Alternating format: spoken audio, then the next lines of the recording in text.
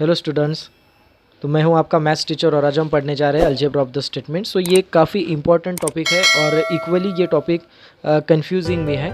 Algebra of the statement के बारे में अगर मैं कहूँ तो ये इंपॉर्टेंट टॉपिक के साथ साथ में काफ़ी कंफ्यूजिंग टॉपिक है, जैसा मैंने आपको बोला हुआ है। और हर एक एग्ज़ाम में कम से कम इसका एक एग्जाम्पल, एक क्वेश्चन रहता ही रहता है। अब बच्चे क्या करते हैं, इसको सॉल्व करने को लग जाते, लेकिन उससे पहले वो इसके साथ में काफ़ी डिशम करना शुरू करते हैं। एक तो इसके जो नाम है, एक तो इसके जो रूल्स है, इसके नाम काफ़ी भयावह है, काफ़ी कंफ्यूजिंग नाम्स है। तो एक तो बच्चे इसके रूल्स में ही कंफ्यूज होते, वो रूल्स पढ़ते पढ़ते या समझते समझते ही बच्चे थक जाते, और बाद में प्रॉब्लम आती है कि जिनको ये रूल्स याद हो गए या जिनको ये रूल्स समझ गए उनको एप्लीकेशन में इसकी प्रॉब्लम्स आती है। सो कहीं ना कहीं इसके प्रॉब्लम्स के साथ में बहुत सारे बच्चे डील्स करना ही होता है। हाँ, रहा सवाल कि बहुत सारे बच्चे ये भी कंप्लेंट करते हैं कि सर मैथ्स के अंदर मुझे क्वेश्चन ही समझ में नहीं आता। तो ये प्रॉब्लम यहाँ पे नहीं आएगा, आपको क्वेश्चन समझ में आ जाएगा कि ये रूल्स ऑफ द लॉजिक का ही प्रॉब्लम है या अलजेब्रा ऑफ द स्टेटमेंट का ही प्रॉब्लम है। लेकिन सबसे पहले दो बातें आप ध्यान में रखो कि आपको यहाँ पे जो लॉज है वो आपको ध्यान रखने का तरीका और उसके साथ साथ में अप्लाई करने का तरीका भी सीखना पड़ेगा। तो वैसे जो लॉज के जो नेम्स है वो काफ़ी भयानक है और आप जैसा देख ही लेंगे ऐसा लगता है कि बड़े बड़े एकदम अकराड़ विकराड़ इसके नाम हैं। सो मैंने क्या किया हुआ है कि मैंने इनको 3 पार्ट्स में डिवाइड किया हुआ है, ठीक है। तो ये 3 पार्ट्स है, बेसिक, वर्किंग है, सपोर्टिंग। तो ध्यान दीजिएगा, ये मैंने डिवाइड किया हुआ है, ये कोई स्टैंडर्ड फॉर्मेट नहीं है। नहीं तो कोई अगर आपके सामने कोई समझ लीजिए ये आइडेम्पोटेंट लॉ लिखा है और आप इसको बोल दोगे यस बेसिक लॉ, तो ऐसा नहीं होगा, ये आइडेम्पोटेंट लॉ ही रहेगा। ये मैंने डिवाइड किया हुआ है ताकि मैं अपनी बात आपके तरफ पहुंचा सकूं बिना कंफ्यूजिंग, आपको ये बात समझ में आ जाए, ठीक है। इसके लिए मैंने इसको 3 पार्ट्स में डिवाइड किया हुआ है। तो सबसे पहला पार्ट है बेसिक, सेकेंड पार्ट है वर्किंग और तीसरा पार्ट है सपोर्टिंग। तो जैसा नाम से ही आपको समझ में आ गया होगा।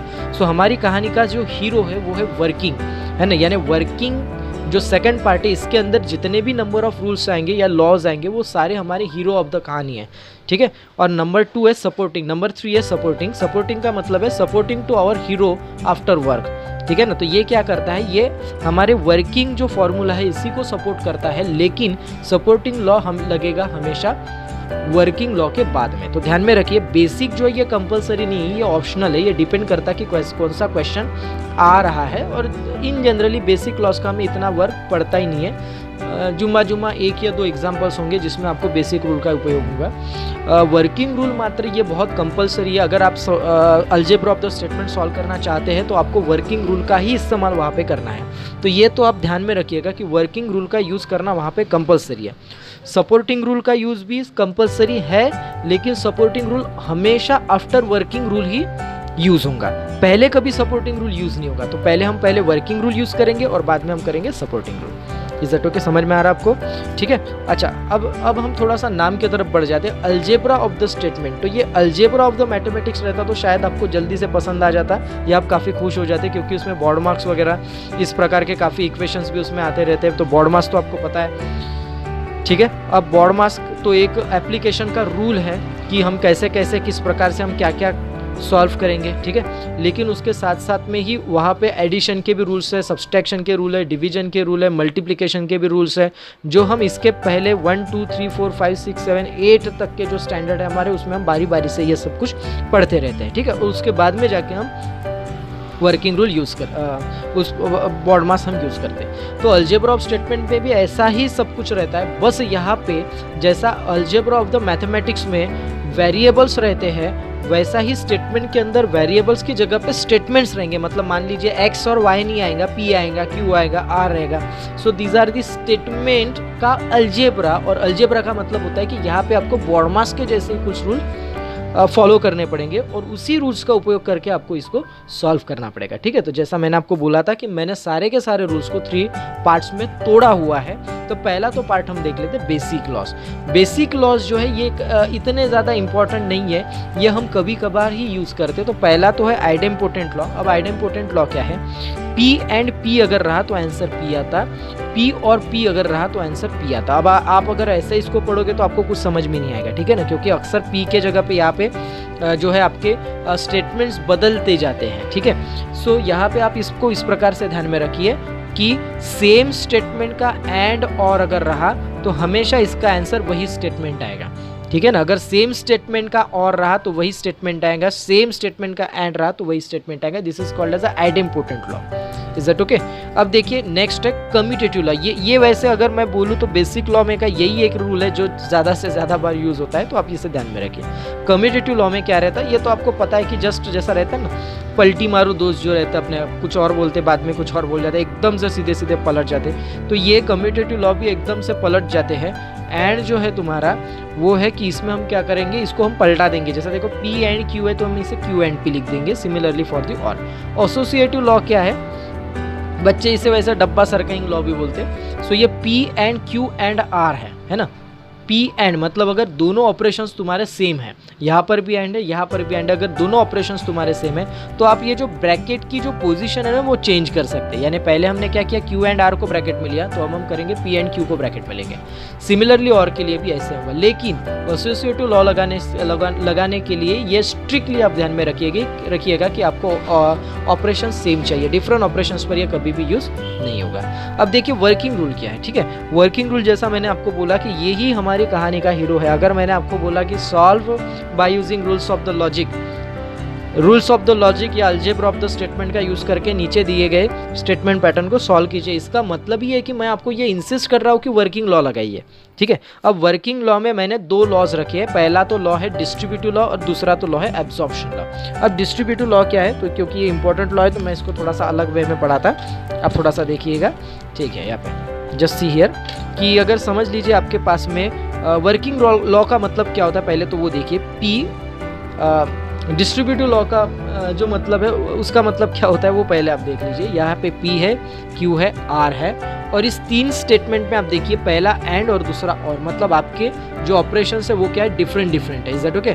अब मैं क्या करता हूँ, कुछ इस प्रकार से इसको लिख देता हूँ। जैसा मैंने अभी बोला ना कि दोनों में क्या है, ऑपरेशन डिफरेंट है। तो आप क्या करोगे, आप एक काम करोगे, देखो ब्रैकेट के अंदर क्या क्या वो देखो, Q R और, ठीक है ना। अब आप क्या करोगे, ये जो बाहर का है ना P एंड, इसको आप क्या करोगे, Q के साथ में multiply. Actually it's not multiplication, it's an application of the rule, लेकिन ये ध्यान में रखने के लिए मैं यहाँ पे ये जो आपकी पुरानी वाली जो चीज़ है ना, मैं उसको आपके दिमाग में डाउनलोड करने की कोशिश कर रहा कि I am just writing just. अगर आप देखें यहाँ पे आपने बहुत बार देखा होगा कि अगर x into y plus z है तो आप क्या करते हैं, x इंटू से y को मल्टीप्लाई करते हैं, x into y plus x into z. तो उसी प्रकार का ऑपरेशन है, ओके। सो मैं P एंड को Q से और R से एक्चुअल में मल्टीप्लाई कर रहा है, तो यहाँ पे बनेगा P एंड Q और P एंड का मल्टीप्लीकेशन R के साथ में P एंड और इन दोनों को ब्रैकेट, ठीक है, सॉरी इन दोनों को ब्रैकेट। तो एक्चुअल में ये मैं बस आपको समझाने के लिए बोल रहा, ठीक है, आप इसको ध्यान में रखिए। लेकिन बहुत बार एक अच्छी मैं आपको मेथड बताता हूँ, वो मेथड आप थोड़ा सा ध्यान में रखिए।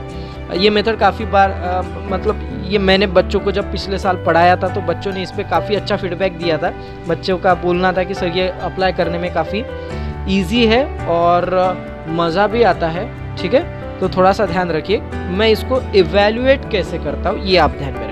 सबसे पहले आपको क्या करना पड़ेगा, आपको दो ब्रैकेट दे देने हैं, ठीक है। और ब्रैकेट के अंदर का जो साइन है, आपने ये जो साइन दिया हुआ है ना ब्रैकेट के अंदर, देखिए ये साइन को आपको क्या करना है, ब्रैकेट के बीच में देना है। ये बात आपने ध्यान में रखनी है बस यहाँ पे, ठीक है। ब्रैकेट के अंदर का साइन ब्रैकेट में बीच में जाएगा, ब्रैकेट के अंदर का साइन ब्रैकेट के बीच में जाएगा। अब आप क्या करोगे, ब्रैकेट के बाहर इसको हम 1 नंबर दोगे, ये Q को 2 नंबर, अब ये साइन तो चला गया, और ये है 3 नंबर, ठीक है। फिर इधर लिखोगे 12, इधर लिखोगे 13। अब 1 नंबर पे कौन है तुम्हारा P एंड, 1 नंबर पे कौन है तुम्हारा P एंड, 2 नंबर पे Q और 3 नंबर पे R, बस हो गया, ठीक है। तो पिछले साल में बच्चों ने इसका नाम ही कुछ चेंज कर दिया था, वो इसको 1 2 3 लॉ बुला रहे थे। अब जब मैंने उनसे पूछा कि भाई इसको आप 1 2 3 लॉ क्यों बुलाते हैं, आप डिस्ट्रीब्यूटिव लॉ याद में रहोगे, नहीं बोले सर डिस्ट्रीब्यूटिव लॉ तो हमको याद रहता है, लेकिन 1 2 3 लॉ हम ऐसा बोलते तो हमें बचपन के दिन याद आ जाते हैं जब हम हाइड एंड सीक खेलते थे और हम चिल्लाते थे 1 2 3 4 5 6 एंड सो। तो बच्चे कुछ ऐसा भी, इसलिए मैंने बोला था कि काफ़ी मजाकिया लॉ भी है, ठीक है, इसमें काफ़ी मज़ा भी आता है लगाने के लिए। अब देखो फिर से मैं एक बार आपको बताता, समझ लो ऐसा अगर स्टेटमेंट रहा तो अब आप क्या करोगे। सॉरी, पहली बात तो देखो डिस्ट्रीब्यूटिव लॉ कभी भी सेम ऑपरेशन पर नहीं लगेगा, डिफरेंट ऑपरेशंस पर ही लगेगा।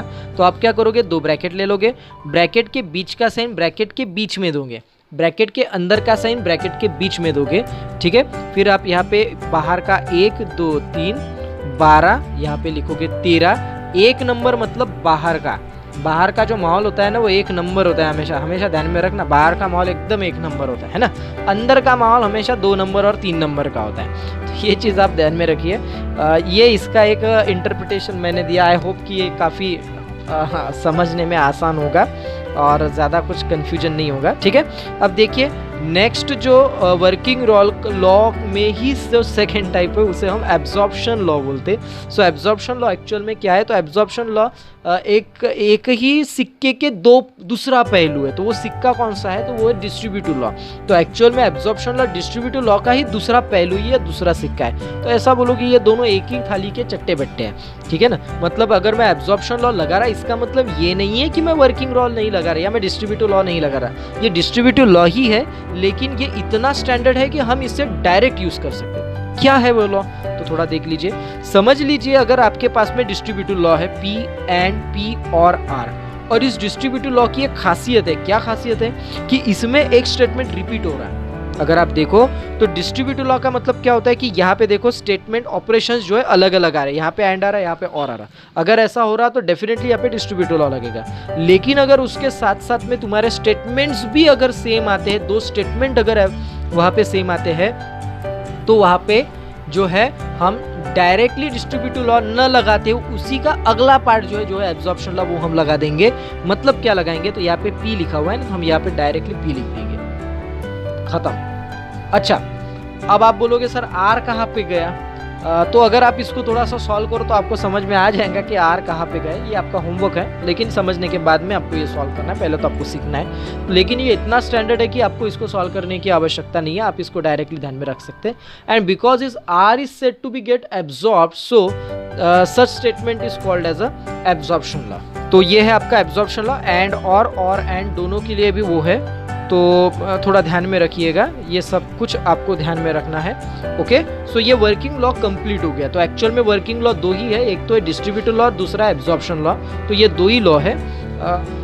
तो तीसरा पार्ट है हमारा सपोर्टिंग लॉ। अब सपोर्टिंग लॉ क्या है, तो ये भी एक कंपलसरी लॉ है, लेकिन ये लॉ हमेशा वर्किंग रूल के बाद में ही लगेगा। अगर आप सोचते होंगे कि सपोर्टिंग लॉ क्या मैं पहले लगा सकता, तो आपकी ये सोच बिल्कुल गलत है। आपको सबसे पहले वर्किंग लॉ अप्लाई करना पड़ेगा, जो कि कंपलसरी है। सपोर्टिंग लॉ भी कंपलसरी है, लेकिन आफ्टर यूज होगा, किसके बाद में यूज होगा, हमेशा यूज होगा after the use of working rule. Working rule के बाद में ही ये हमेशा क्या होगा, यूज होगा, ठीक है। सो कॉम्प्लीमेंट लॉ क्या है, तो यहाँ पे देखो P एंड निगेशन P और निगेशन P, ये कॉम्प्लीमेंट लॉ। कॉम्प्लीमेंट मतलब निगेशन, एक निगेशन एक साथ है। तो एंड में ऐसी परिस्थिति में अगर बीच में एंड है तो आंसर फॉल्स आएगा, और इसी परिस्थिति में अगर बीच में और है तो आंसर ट्रू आएगा, ठीक है। आइडेंटिटी लॉ क्या है, ये थोड़ा सा गलत हो गया था, इसको आप थोड़ा सा एक्सक्यूज कर दीजिएगा, ठीक है, ये नहीं है बीच में। आइडेंटिटी लॉ क्या है, तो यहाँ पे हम क्या करेंगे, हमेशा P का एंड या फिर और होगा, लेकिन यहाँ पे फर्स्ट स्टेटमेंट P और सेकंड स्टेटमेंट ट्रू या फिर फॉल्स होगा। देखिए देखो एक्चुअल में सपोर्टिंग रूल में फिक्स है, फर्स्ट स्टेटमेंट P और सेकंड स्टेटमेंट उसी स्टेटमेंट का निगेशन, या फिर फर्स्ट स्टेटमेंट और सेकंड स्टेटमेंट में ट्रू या फिर फॉल्स, तो ये फिक्स है, ठीक है। तो या तो आप ये लर्न कर लो, या फिर मैं आपको एक ट्रिक बताता हूँ, वो ट्रिक आप ध्यान में रखो, बड़ी काम की ट्रिक है। Just see here, 4 bar P लिखो, लिखा है ना 4 बार P, ठीक है। एंड और ठीक है, देखो उसके बाद में क्या करना है, 2 बार ट्रू 2 बार फॉल्स, आंसर क्या आएगा, PP बीच में ट्रू फिर फॉल्स, ठीक है। ये आप याद रखो। फिर से देखो, 4 बार P एंड और 2 बार ट्रू 2 बार फॉल्स, लास्ट के दोनों P, बीच का ट्रू फॉल्स। अगर ऐसा आप इसको ध्यान में रखोगे तो ये बड़ा काम में आएगा। अब मैंने क्या किया हुआ है, मैंने सारे लॉज को एक साथ में ऐसा लिख के रखा हुआ है, और ये है तुम्हारे लॉज लगाने के तरीके कि बेसिक है, इफ नीडेड, वर्किंग कंपलसरी है, supporting compulsory but after working. तो ये सारी चीज़ें मैंने यहाँ पे लिख के रखा हुआ है, तो आप इसे देख सकते हैं, और आप इसे बाद में पूरा का वीडियो स्टॉप करके आप इसे लिख भी सकते, ठीक है। और ऐसा आप एक बेटर वे, आप ऐसा एक पेज बना लो ताकि आपको यूज़ करने में काफ़ी आसानी हो, ठीक है। मैं एग्जाम्पल लेता ताकि मैं आपको बता सकूं कि जो मैंने आपको पढ़ाया उसका यूज़ आपको किस प्रकार से करना है, ये इससे आपको काफ़ी बातें समझ में आ जाएंगी। तो देखो सबसे पहले तो यहाँ पे एंड है और यहाँ पे और है, और जैसे मैंने बोला कि अगर मैं बोल रहा कि इसे रूल्स ऑफ लॉजिक का यूज़ करके आपको सॉल्व करना है तो यहाँ पे आपको वर्किंग रूल लगाना ही पड़ेगा, ठीक है। तो सबसे पहले यहाँ पे आइडेंटिकल इक्वल्स टू दे दूंगा मैं। यहाँ पे देखिए 3 लाइंस का मतलब इक्विवेलेंस टू या आइडेंटिकल इक्वल्स टू होता है, यहाँ पे हम इक्वल्स टू नहीं देंगे। गौर से सुनिएगा मैं क्या कर रहा अभी। मैं क्या करूँगा, क्योंकि अभी वर्किंग रूल लगाना है, मतलब क्या लगाना है, डिस्ट्रीब्यूटिव लॉ लगाना है। सो मैं यहाँ पे सबसे पहले डिस्ट्रीब्यूटिव लॉ ऐसा लिख के रख देता, ठीक है। बाद में बनाता 2 ब्रैकेट, ब्रैकेट के अंदर जो है वो है और, ठीक है। और ये तो आप देखो ये है 1, ये है 2 और ये है 3, ये 3 नंबर पे निगेशन, ये 2 नंबर पे पी। लेकिन तो चलो इधर मैं लिख के रख देता, देखो 1 पे कौन है, पी एंड बाहर का पूरा बाहर का माहौल 1 नंबर रहता, हमेशा ध्यान में रखना। अंदर का माहौल हमेशा 2 नंबर 3 नंबर रहता, ठीक है। तो ये निगेशन पी, और हम यहाँ पे लिखेंगे 12 13, ठीक है। आप कोई भी टेक्निक यूज कर सकते। 1 देखो 2 नंबर पे कौन है, हमेशा क्यू निगेशन पी, और 1 नंबर पे आपका पी एंड, ठीक है। अब अगर आपने वर्किंग रूल यहाँ पे लगा लिया, ठीक है, वर्किंग रूल आपने लगा दिया, तो आपको सपोर्टिंग लॉ लगाना ही पड़ेगा। अब सपोर्टिंग लॉ क्या है, तो सपोर्टिंग लॉ 2 प्रकार के लॉ है, ठीक है। कौन सा लॉ है, अगर स्टेटमेंट है, सेम स्टेटमेंट है, एक सादा एक निगेशन, तो वहाँ पे लगेगा कॉम्प्लीमेंट लॉ। सो मैं यहाँ पे कॉम्प्लीमेंट लॉ लगाऊंगा। तो मैं पहले हमेशा नाम लिख देता हूँ, क्योंकि अगर ऐसा आपने नहीं किया तो आपको मार्क्स नहीं मिलेंगे। यहाँ पे देखो दोनों स्टेटमेंट डिफरेंट है, तो कुछ आगे सॉल्व करने की ज़रूरत नहीं है। यहाँ पे आएगा और पी एंड निगेशन पी है ना। तो स्टेटमेंट और उसका निगेशन, बीच में अगर एंड है तो उसका आंसर हमेशा फॉल्स आएगा।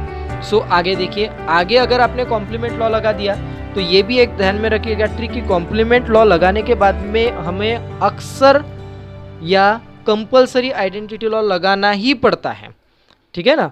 हमें डिस्ट्रीब्यूटिव लॉ के बाद में, देखो डिस्ट्रीब्यूटिव लॉ के बाद में डिस्ट्रीब्यूटिव है तुम्हारा वर्किंग रूल, तो वर्किंग रूल के बाद में आपको सपोर्टिंग लगाना ही पड़ेगा। लेकिन सपोर्टिंग में भी 2 टॉपिक है, एक है कॉम्प्लीमेंट्री, एक है आइडेंटिटी।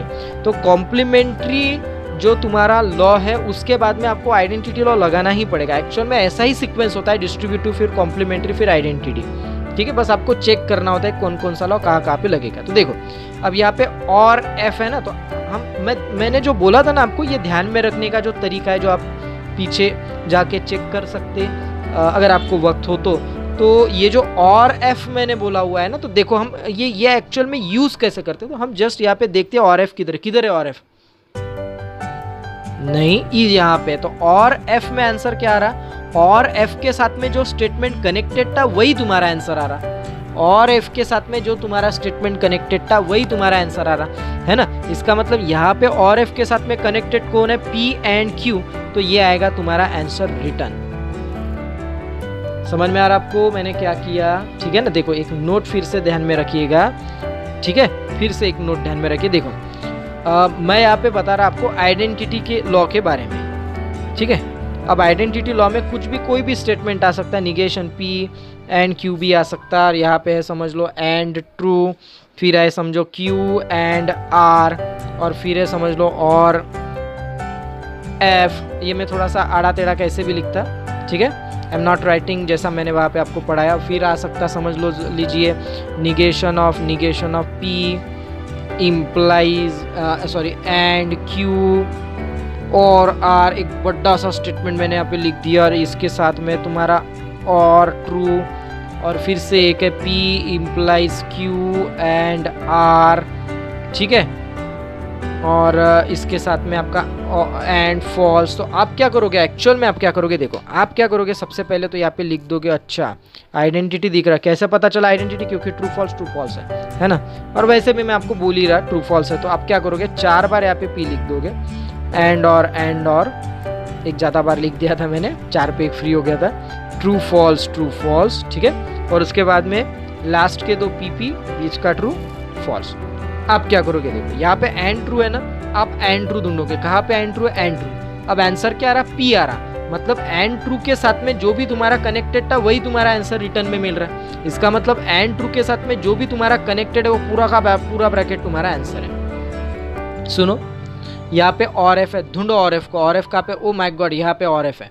अब और एफ का आंसर क्या है, पी है। इसका मतलब क्या है कि और एफ जिसके साथ में कनेक्टेड है वो पूरा का पूरा तुम्हारा आंसर है। अब तुमको ढूंढना है और ट्रू, ढूंढो और ट्रू। अब देखो यहाँ पे और ट्रू कहाँ पे, और ट्रू को ढूंढो। अच्छा यहाँ पे और ट्रू है, सो यहाँ पे और ट्रू आपको मिल गया, ठीक है। अब और ट्रू का आप क्या करोगे, और ट्रू का आंसर है ट्रू, ओ तो डायरेक्ट यहाँ पे आप आंसर कॉपी कर दोगे। एंड फॉल्स को ढूंढो, एंड फॉल्स, यहाँ पे आंसर क्या फॉल्स, तो डायरेक्ट आप आंसर कॉपी कर लोगे। सो इस प्रकार से हम इसे इवेल्युएट करेंगे या करना सीखेंगे धीरे धीरे से, ठीक है। अब हम देखेंगे सॉल्व एग्जाम्पल का question, example number 3। Without using truth table, ये सॉल्व एग्जाम्पल है, okay. Without using truth table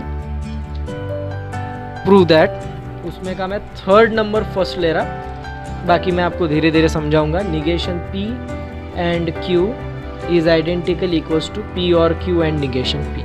देखो जब ये ऐसा स्टेटमेंट आता है तो आपको LHS RHS कुछ तो भी लेना पड़ेगा, तो हमेशा हम वही लेते हैं जहाँ पे ज़्यादा मटेरियल हो प्रूफ करने के लिए।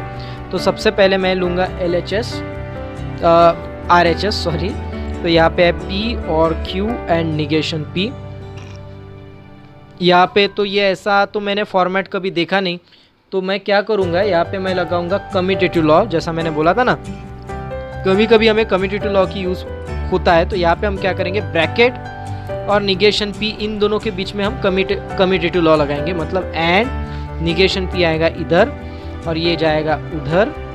Is it okay. फिर हम क्या करेंगे यहाँ पे, जैसा हम अक्सर करते, सॉरी मैंने गलत कर दिया, कि हम लगाते हैं वर्किंग रूल मतलब डिस्ट्रीब्यूटिव लॉ, ठीक है। डिस्ट्रीब्यूटिव लॉ हम कैसा लगाएंगे, ये है 1, ये है 2 और ये है 3। तो देखो 2 ब्रैकेट लिख दिए मैंने, ब्रैकेट के बीच का नंबर 1 12 13, 2 नंबर पे कौन है P, 3 नंबर पे कौन है Q, बाहर का हमेशा नंबर 1 रहता, so negation P and negation P and. अब देखो आगे क्या होगा, डिस्ट्रीब्यूटिव लॉ हो गया ना बेटा। अब आगे क्या होगा देखो, अब डिस्ट्रीब्यूटिव लॉ लगाने के बाद में गुंजाइश है कि आपको कम्यूटेटिव लॉ लगाना पड़ेगा, तो ढूंढो कम्यूटेटिव लॉ कहाँ पे लगता है।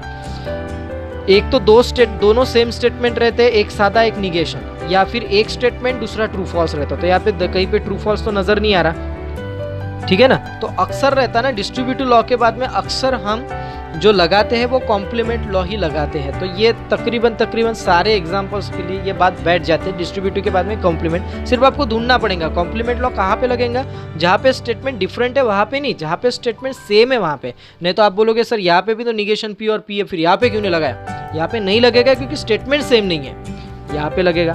सो मुझे पता है कि कॉम्प्लीमेंट लॉ में अगर एंड है बीच में तो हम क्या करेंगे, डायरेक्ट आंसर फॉल्स लिखेंगे और निगेशन P एंड Q, ठीक है। इसके बाद में कॉम्प्लीमेंट लॉ के बाद में लगेगा आइडेंटिटी लॉ, और आइडेंटिटी लॉ क्या है, F और फॉल्स और है। तो देखो यहाँ पे ये मैंने स्टेटमेंट बना के रखा, क्या होना आपको फॉल्स और, तो और फॉल्स क्या है यहाँ पे है, तो जिसके साथ में भी और फॉल्स कनेक्टेड रहेगा वही आपका आंसर यहाँ पे रिटर्न आएगा। सो यहाँ पे और फॉल्स जिसके साथ में कनेक्टेड है वही आपका आंसर है, so it is negation P and Q। सो यहाँ पे आपका आ गया देयरफॉर निगेशन P है ना, LHS RHS इक्वल हो गया ना आपका, so here implies LHS, okay. So यहाँ पे मैंने ये सारा पार्ट प्रूफ कर दिया। Thank you so much.